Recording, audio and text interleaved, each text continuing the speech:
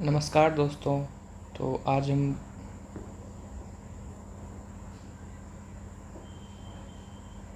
Hello everyone. आज हम फिर हाजिर हैं एक नए वीडियो के साथ, जहां पर हम बात करने वाले हैं आज जो अपना उत्तराखंड बीसीएस का पेपर हुआ है उनके जो क्वेश्चंस हैं उनके आंसर्स के बारे में डिस्कस करेंगे। और जैसा कि अभी आप लोग देख पा रहे होंगे कि मार्केट में आंसर कीज़ की बाढ़ आ चुकी है। तो हमने थोड़ा सा लेट जारी मतलब हम ये वीडियो थोड़ा सा लेट बना रहे हैं, क्योंकि हम ये निश्चित कर लेना चाहते थे कि जो हमारे क्वेश्चंस हैं उनके आंसर बिल्कुल सटीक हो। और इनमें आप पाएंगे कि कुछ कुछ क्वेश्चंस के आंसर छूटे हुए हैं, तो इसका मतलब ये है कि उन क्वेश्चंस के आंसर्स हमें जो है वो काफ़ी रिसर्च करने के बावजूद नहीं मिले हैं। तो चलिए स्टार्ट करते हैं। पहला क्वेश्चन है मिशन दिव्यास्त्र निम्नलिखित में से किससे संबंधित है। तो किससे संबंधित है, अभी हाल ही में आपने देखा होगा कि MIRV टेक्निक का परीक्षण हुआ है मिशन दिव्यास्त्र के तहत। आगे चलते हैं। फरवरी 2024 में कौन सा बैंक समाचारों में था जिसने अपना प्रथम सतत स्थायी वित्त बॉन्ड इशू जारी करके $1 मिलियन जुटाए थे, $300 मिलियन जुटाए थे। तो किसने जुटाए थे? HDFC बैंक ने। फिर उर्दू कवि के अलावा 38वें ज्ञानपीठ पुरस्कार के अन्य प्राप्तकर्ता कौन थे? जगत गुरु रामभद्राचार्य। फिर भारत सरकार ने ओ स्मार्ट योजना को 2026 तक आगे बढ़ा दिया है, जिसका उद्देश्य है ओ फॉर ओशियन स्मार्ट योजना का संबंध किससे? महासागर विकास कार्य से। फिर क्वेश्चन है ज्योति अत्रे से पहले माउंट एवरेस्ट पर चढ़ने वाली सबसे उम्रदराज भारतीय महिला का रिकॉर्ड किसके नाम था? तो किसके नाम था? संगीता बहल। किस शहर में 37वें राष्ट्रीय खेलों का उद्घाटन अक्टूबर 2023 में हुआ था? बॉम्बो लिम, गोवा में। 19वें एशियन गेम्स हांगझोउ 2023 में भारत को कुल कितने स्वर्ण पदक प्राप्त हुए थे? तो कितने प्राप्त हुए थे? 28। 8वें नंबर पे चलते हैं। फरवरी 2024 में यूनाइटेड किंगडम के किंग चार्ल्स थर्ड से मानद नाइटहुड प्राप्त करने वाले पहले भारतीय नागरिक कौन थे? तो कौन थे? सुनील भारती मित्तल। डेनियल कोहेनमैन, नहीं अभी 9वां नंबर है। निम्नलिखित में से कौन सी फिल्म 96वें एकेडमी अवार्ड में सर्वश्रेष्ठ एनिमेटेड फिल्म के फीचर फिल्म के खिताब की विजेता थी? तो फिल्म थी the boys and the heron. Daniel Kahneman, जिनका मार्च 2024 में निधन हुआ था, को 2002 में नोबेल पुरस्कार किस विषय में दिया गया था? तो विषय था अर्थशास्त्र। राष्ट्रीय युवा संसद महोत्सव 2024 में प्रथम पुरस्कार किसने जीता है? आंसर है यतिन भास्कर दुग्गल ने। प्रवासी भारतीय दिवस भारत में हर वर्ष किस तिथि को मनाया जाता है? 9 जनवरी को मनाया जाता है। मार्च 2024 में किसने सीमा सुरक्षा बल की पहली महिला निशानेबाज के रूप में इतिहास में अपना नाम दर्ज करवाया था? सुमन कुमारी ने। अंतर्राष्ट्रीय बौद्धिक संपदा सूचकांक 2024 में भारत का कौन सा स्थान है? 42वां। Bay of Bengal initiative for multi sectoral BIMSTEC की बात करें का स्थायी सचिवालय कहाँ पे है? ढाका में। निम्नलिखित में से किस पुस्तक ने अंतर्राष्ट्रीय बुकर पुरस्कार 2024 जीता है? कैरोस ने। मार्च 2024 में किस कंपनी ने शैक्षिक प्लेटफॉर्म ऑडेसिटी को अधिग्रहित कर लिया है? एक्सेंचर ने। टीलू रौतेली राज्य पुरस्कार 2023 से सम्मानित निवेदिता कार्की का संबंध है मुक्केबाजी से। भारतीय निर्वाचन आयोग द्वारा आम चुनाव 2024 के लिए घोषित 7 चरणों में किस चरण में उत्तराखंड में चुनाव संपन्न हुए थे? प्रथम चरण में। उत्तराखंड की पहली महिला मुख्य सचिव किसे नियुक्त किया गया है? तो यह है राधा रतूड़ी। और उसके पहले एक क्वेश्चन रह गया था, निम्नलिखित में से कौन सा नृत्य यूनेस्को की अमूर्त विरासत सूची में शामिल है? इसका आंसर है रम्मन। पूर्णागिरि नामक हिंदू धर्म तीर्थ उत्तराखंड के निम्नलिखित में से किस जिले में है? चंपावत जिले में। निम्न में से किसका मुख्यालय उत्तराखंड की राजधानी देहरादून में है? तो है archaeological survey of India. Manaskhand corridor यात्रा के लिए किस रेलवे स्टेशन से ट्रेन शुरू करने का प्रस्ताव था? तो वो आंसर है पुणे। उत्तराखंड उच्च न्यायालय की प्रथम महिला मुख्य न्यायाधीश के रूप में किन्हें नियुक्त किया गया है? जस्टिस ऋतु बहारी को। अंतर्राष्ट्रीय ओलंपिक समिति ने लॉस एंजलिस ओलंपिक गेम्स 2028 में निम्नलिखित में से किन नए खेलों का प्रस्ताव रखा है? तो किन का प्रस्ताव रखा है? T20 cricket, baseball, flag football और स्क्वैश का।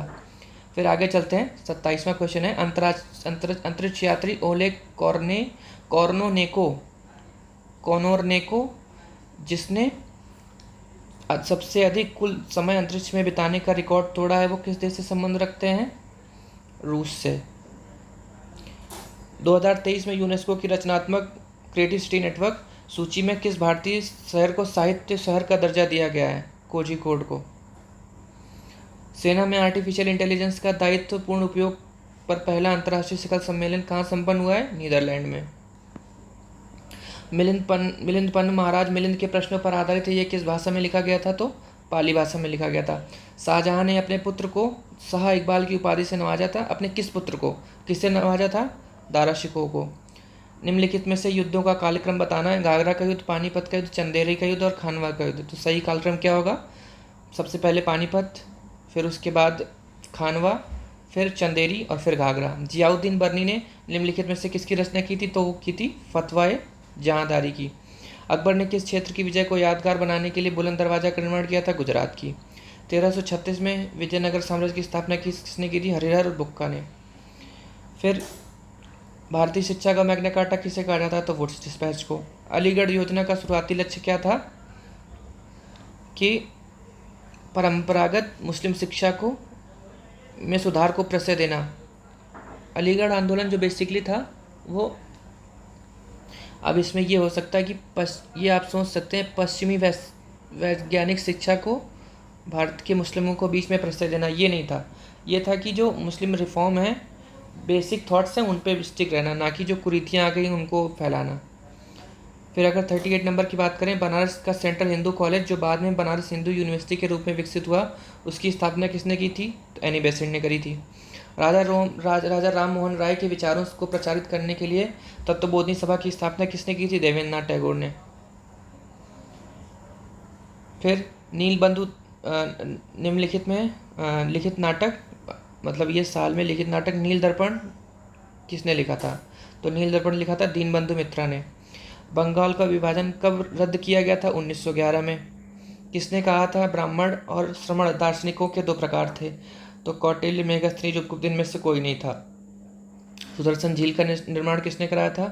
चंद्रगुप्त मौर्य ने। आजीविक संप्रदाय की स्थापना किसने की थी? मक्खली गोसल ने। विक्रमशिला महाविश्वविद्यालय की स्थापना किसने की थी? धर्मपाल ने। फिर आगे चलते हैं, किस मुगल बादशाह ने गंगा नदी के उद्गम क्षेत्र को ढूंढने के लिए गढ़वाल क्षेत्र में सर्वेक्षण दल भेजा था? तो अकबर ने भेजा था। निम्नलिखित में कौन गढ़वाल का राजकुमार मुगल दरबार में मनसबदार नियुक्त किया गया था? तो वो किए गए थे मेदिनी शाह। कुमाऊं वाटर रूल्स किस वर्ष लागू किए गए थे? तो 1917 में। अब ये क्वेश्चन हमें मिला नहीं था। फिर अगर क्वेश्चन नंबर 50 की बात करें, गढ़वाल इतिहास में किस परमार शासक को गर्वभंजन के रूप में जाना जाता है? तो वो है महिपत शाह। निम्न में से कौन सा राजवंश तालेश्वर ताम्र शासनों से संबंधित है? यह है पौरव वंश। बाड़ाहाट शक्ति स्तंभ निम्नलिखित में से किससे संबंधित है? तो संबंधित है गोह से। उत्तराखंड में चौमुख देवता की पूजा करी जाती है, कौन करता है? किस लिए करी जाती है? दुधारू मवेशियों की सुरक्षा हेतु। किन दो राज्यों के मध्य तामर दौड़ का युद्ध हुआ? कुमाऊं और गढ़वाल के बीच में। सन 1917 में अल्मोड़ा में आयोजित कुमाऊं परिषद के प्रथम अधिवेशन की अध्यक्षता किसने की थी? तो वो है जयदत्त जोशी ने। समता समाचार पत्र के संस्थापक कौन थे? हरिहर प्रसाद टमटा। निम्नलिखित में सबसे अधिक ललवणता किसकी है? तो वो है रेड सी की। खुदाई खिदमतगार किससे संबंधित है? खान अब्दुल गफ्फार खां। किनके द्वारा स्थापित किया गया था? खान अब्दुल गफ्फार खां। आज़ाद हिंद फौज का गठन कहाँ हुआ था? सिंगापुर में। अब ये 60 नंबर ऐसा क्वेश्चन है जिसका हमको कंक्रीट आंसर नहीं मिला था, तो हमने छोड़ दिया इसको। फिर उत्तराखंड में चित्रेश्वर प्रकार के सिक्के किसने निर्गत किए? तो वो किए थे कुणिंद ने। एपिरोजेनिक बल परिणाम है पृथ्वी की लंबवत हलचल का। सहारा मरुस्थल में उत्तर पूर्व व पूर्व से पश्चिम की ओर बहने वाली पवनों को क्या कहा जाता है? हरमट्टन। इनको डॉक्टर पवने भी कहते हैं। लटकती घाटी स्थलाकृति निम्न में से किस भू आकृति प्रक्रिया से संबंधित है? तो लटकती आकृति संबंधित है हिमानी से, ग्लेशियर टूट के लटकने लगते हैं। फिर भारत में उष्णकटिबंधीय शुष्क पर्णपाती वन के संबंध में निम्नलिखित में से निम्न कथनों पर विचार कीजिए। यह उन क्षेत्रों में पाए जाते हैं जहां वर्षा 25 से 75 सेंटीमीटर के मध्य है। ये उन हिमालय की तलहटी से निकलने वाली एक अनियमित चौड़ी पट्टी में पाए जाते हैं। तो केवल यही सही है, ओनली 2। निम्नलिखित प्रायद्वीपीय नदियों में से किस एक की प्रवाह लंबाई सबसे अधिक है? तो सबसे अधिक लंबाई है गोदावरी की। निम्न में से कौन सा भारत में लैटेराइट मिट्टी के संबंध में सही नहीं है? तो ये सही नहीं है कि इसमें नमी पोषक और अधिक चिकनी मिट्टी कारक होती है, तो ये सही नहीं है। आगे चलते हैं। गंगा का मैदान व असम घाटी में सामान्यतः कौन सा प्रवाह प्रतिरूप पाया जाता है? जो विस्तृत मंद ढाल और अधिक वर्षा व अनेक सहायक नदियों की विशेषता है। तो पता है कि वहाँ पे डेंड्रेटिक पैटर्न पाया जाता है, जिसको हिंदी में कहते हैं वृक्षाकार अपवाह प्रवाह। निम्नलिखित में से कौन सा वन समूह भारत में सर्वाधिक क्षेत्र में विस्तृत है? तो कौन सा है? उष्णकटिबंधीय शुष्क पर्णपाती। काबिनी किसकी सहायक नदी है? कावेरी की। जब कोरियोलिस प्रभाव दाब प्रवणता बल द्वारा परिभाषित हो जाता है तो परिणाम स्वरूप उत्पन्न पवन को कहा जाता है भूस्थैतिक, जियोस्टैटिक विंड्स। मैकमोहन रेखा किसके बीच में है? तो सिक्किम और अरुणाचल प्रदेश और चीन के बीच में। एटॉल का आकार कैसा होता है? घोड़े की नाल या अंगूठी के आकार का। सूर्य की चमकीली बाह्य परत को कहा जाता है फोटोस्फीयर। अब 75 ऐसा क्वेश्चन है जो उसका आंसर हमें क्लियरली नहीं मिला था, तो इसको हमने छोड़ दिया है। 76 नंबर की बात करें, उत्तराखंड के उत्तरकाशी जिले में जनसंख्या घनत्व सबसे न्यूनतम है। ठीक है। उत्तराखंड के रुद्रप्रयाग जिले का लिंगानुपात सर्वाधिक है और उधम सिंह नगर में मुस्लिम आबादी का प्रतिशत सर्वाधिक है। तो इनमें से सिर्फ कथन एक ही सही है, मतलब उत्तरकाशी में जनसंख्या घनत्व सबसे न्यूनतम है। उत्तराखंड के किस राष्ट्रीय पार्क को 2015 में प्रोजेक्ट टाइगर की इसकी स्कीम में शामिल किया गया था? तो किसे शामिल किया गया था? राजाजी राष्ट्रीय उद्यान को। फिर कुल जनसंख्या अनुसूचित जनजाति की प्रतिशत के अनुसार जिलों को अवरोही क्रम में सुव्यवस्थित किया जाता है, तो सही विकल्प का चयन करें। तो सबसे पहला होगा उधम सिंह नगर, देहरादून, पिथौरागढ़ और फिर चमोली। अब आगे चलते हैं। दुर्मीताल उत्तराखंड में से किस जनपद में?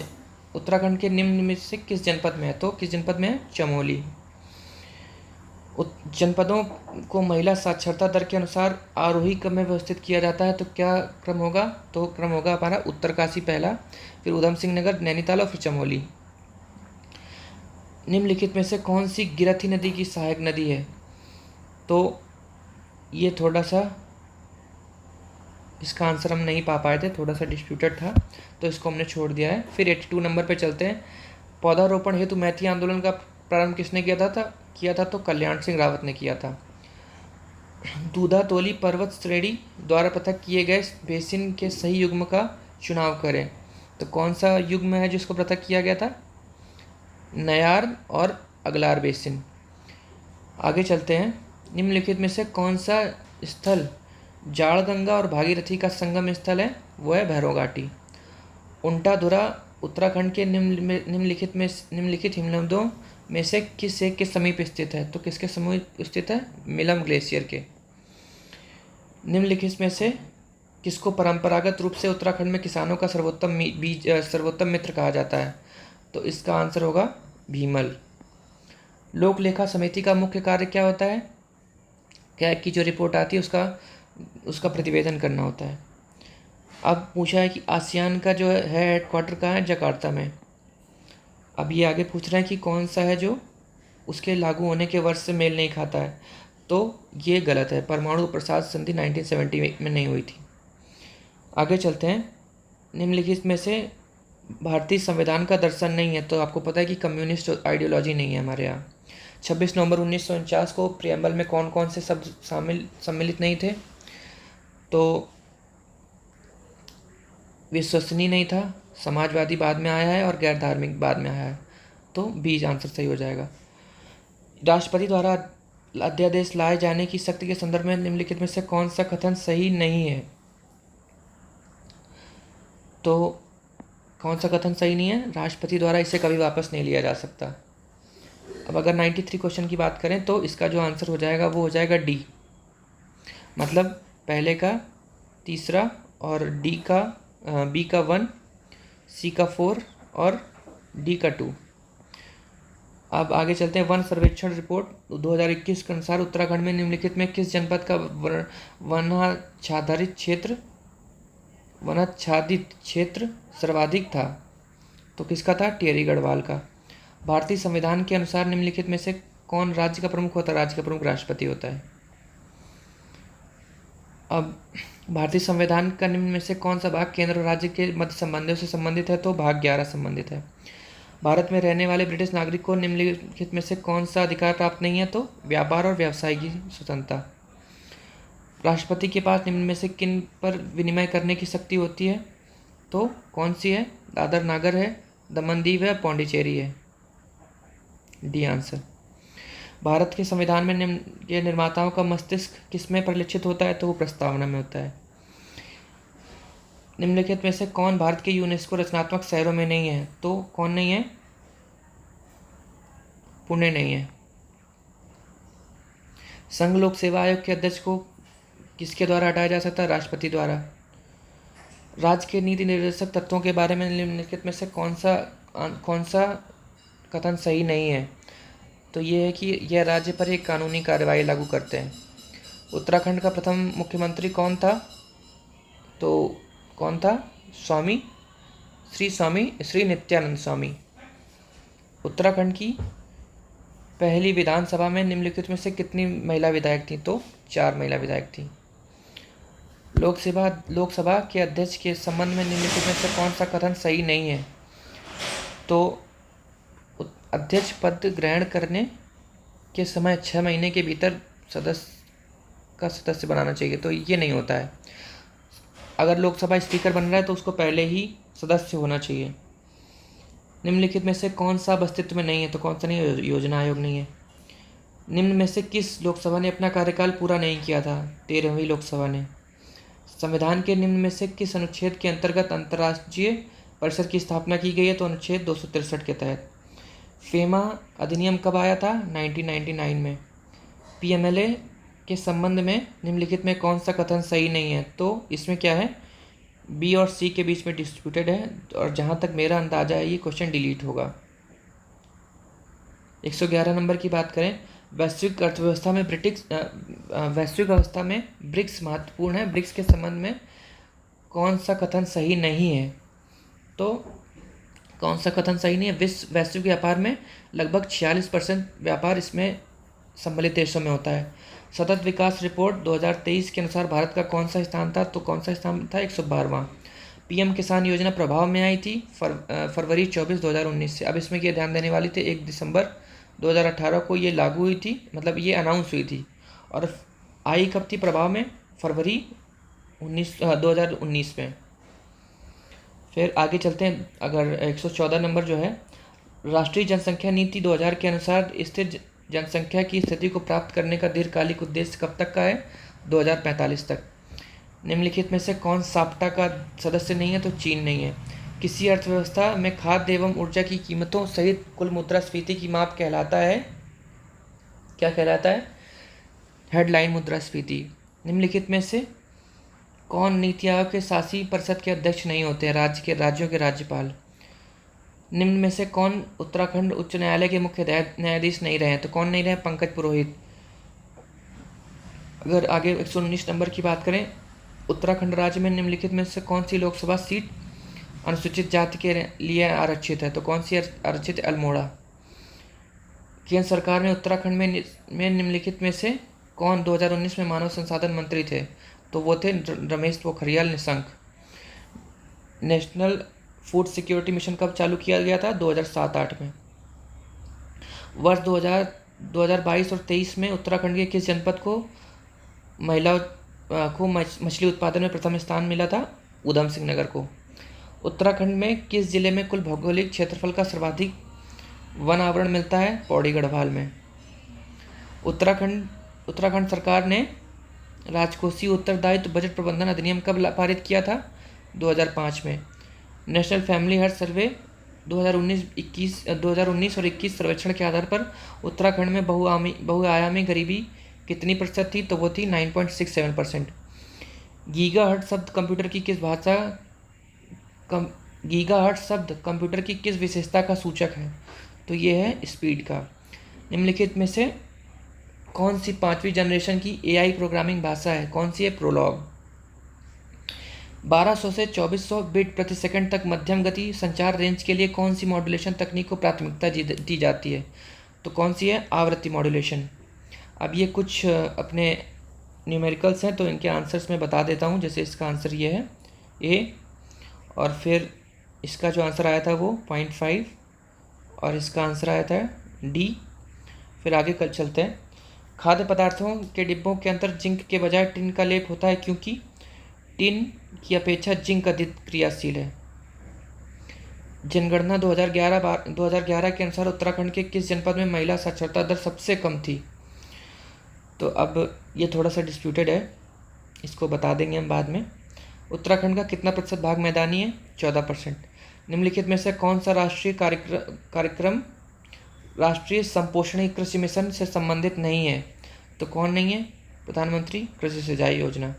उत्तराखंड में यूटीडीबी की स्थापना किसको प्रोत्साहन देने के लिए की गई थी? तो पर्यटन के लिए। कौन सा संवैधानिक संशोधन अधिनियम पर्यावरण की सुरक्षा एवं सुधार तथा वनों और वन्यजीवों की सुरक्षा से संबंधित है? तो वाइल्ड लाइफ प्रोटेक्शन एक्ट 1972। निम्नलिखित में से कौन हाइड्रोफाइट्स को आर्द्र भूमि और दलदल में पनपने में मदद करता है जहाँ पर समय समय पर जल स्तर का उतार चढ़ाव होता है? तो कहाँ पे कौन करता है? जलमग्न जड़ें। अब 139 नंबर है। ग्लोबल वार्मिंग में विभिन्न ग्रीन हाउस गैसों का सापेक्ष योगदान नीचे दिया गया है, गलत जोड़ी की पहचान करें। तो गलत जोड़ी कौन सी है? CO2 का 40% नहीं होता। एंटीबायोटिक सबसे पहले किसके द्वारा गढ़ा गया था? सेल्स बॉक्समैन के द्वारा। निम्नलिखित में से कौन सा एक पुनः संयोजक DNA प्रौद्योगिकी द्वारा उत्पादित पहला मानव हार्मोन है? कौन सा है? इंसुलिन। हाइब्रिडोमा तकनीक किसके द्वारा विकसित की गई थी? तो ये हमें थोड़ा सा डिस्प्यूटेड लग रहा है, तो इसको छोड़ दिया हमने। निम्नलिखित में से किसका उपयोग किडनी प्रतिरोपण के लिए प्रतिरक्षा दमनकारी के रूप में किया जाता है? तो वो होता है मोनोक्लोनल प्रतिरक्षी। निम्नलिखित में से कौन सा युग्म सुमेलित नहीं है? तो इसमें से ये वाला गलत है। ये हुआ था केदारनाथ वन्य जीव विहार 1972 में। उसके बाद निम्नलिखित में कौन सा युग्म सही सुमेलित नहीं है? तो ये है गोविंद वन्यजीव विहार नहीं है, ये चमोली गढ़वाल में ना होकर उत्तरकाशी डिस्ट्रिक्ट में है। 146 नंबर की बात करें अगर, तो 2024 में लोकसभा चुनाव के दौरान मालेगाम नाम के जिस पोलिंग स्टेशन पर एक ही वोटर था वह किस राज्य में स्थित है? तो वो है अरुणाचल प्रदेश में। एक रेडियोधर्मी पदार्थ की अर्ध आयु 4 महीना है। इस पदार्थ का 3/4 भाग क्षय होने में कितना समय लगेगा? तो कितना समय लगेगा? 8 महीने। निम्नलिखित में से कौन सी एक सबसे अधिक क्रियाशील धातु है? तो कौन सी है? वो है पोटेशियम। भौगोलिक क्षेत्र में जो विशेष रूप से स्थानिक दुर्लभ और संकटग्रस्त प्रजातियों से समृद्ध है और अपेक्षाकृत छोटे क्षेत्रों में सीमित व निवास स्थान के नुकसान का सामना कर रहे हैं, उसे क्या जाता है? तो उनको कहा जाता है हॉटस्पॉट्स। वे जीव जो 0 से 15 डिग्री सेल्सियस तापमान में सबसे अच्छी वृद्धि करते हैं उन्हें कहा जाता है साइक्रोफाइल्स। तो इस तरह से हमने जितने भी 150 क्वेश्चंस आए थे उनको क्रम से डिस्कस कर लिया है। तो अगर ये वीडियो आपको अच्छा लगा हो तो अपने दोस्तों तक पहुंचाएं और हमारे चैनल को सब्सक्राइब करें।